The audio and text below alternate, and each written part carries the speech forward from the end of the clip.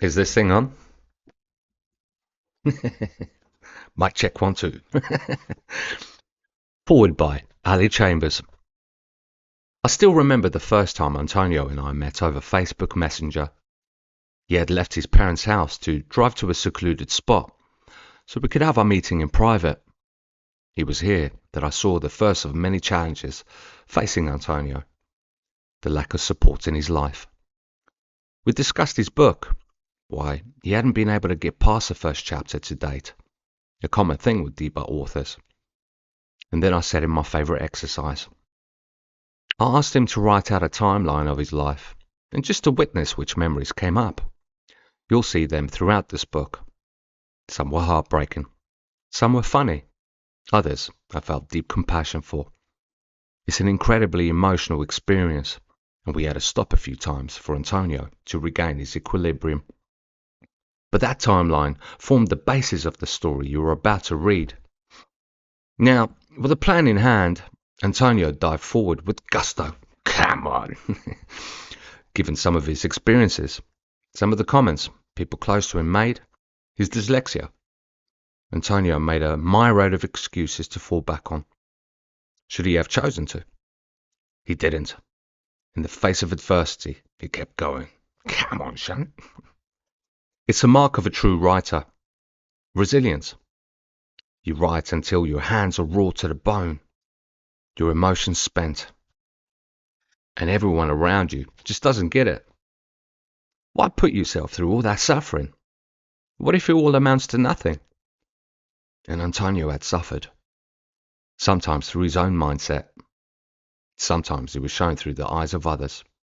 And here he was, willing to relive it all, if it brought you, the reader, some insights into your own life, some aha moments, some wisdom, some guidance, as you discover your own path, particularly if you've battled with low self-esteem, emotional insecurities, or addictions of any kind.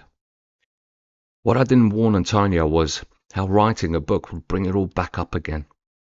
You see, the first time you are living the experiences to learn the lesson. Should you choose to write about them, however, the universe invites the lessons back into your life to see if you can handle them from a new perspective, an elevated state, like taking a step up the staircase of spiral dynamics and facing the same challenge from a new angle.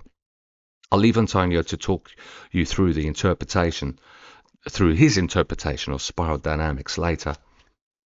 And so the challenges came back up. Now, with the personal story in black and white on the paper, a terrifying thing in itself to confront, Antonio was asked to look at the lessons within each memory and share them with you.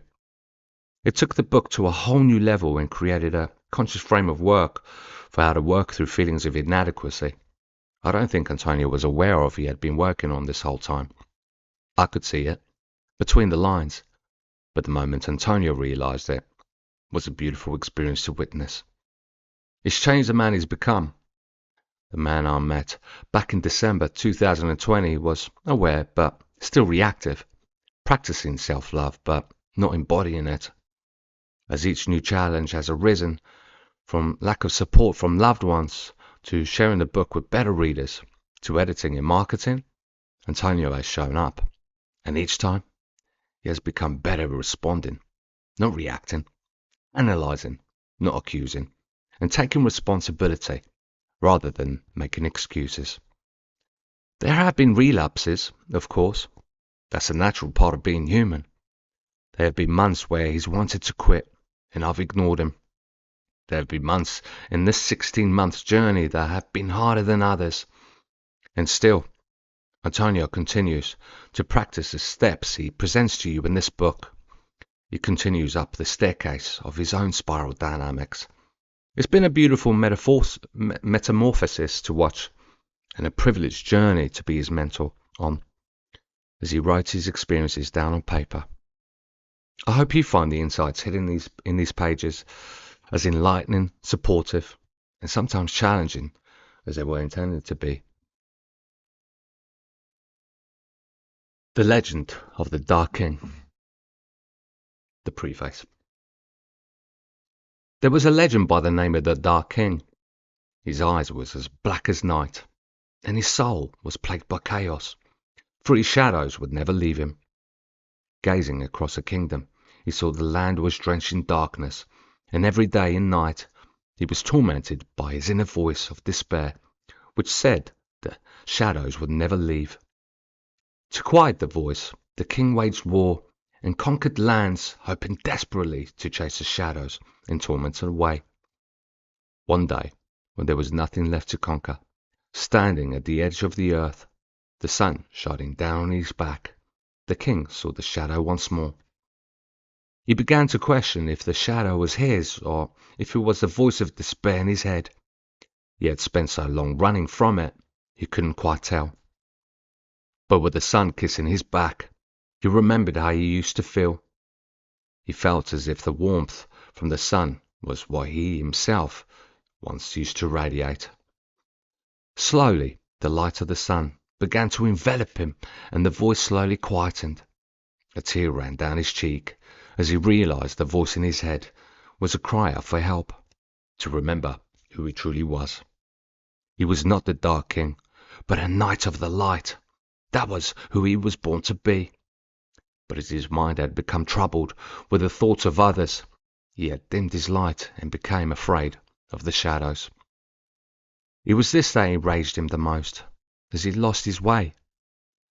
The despair that the shadows had brought was not because his soul was in chaos, but because he had forgotten that shadows were supposed to dance in the light. Can you connect with the Dark King's inner turmoil?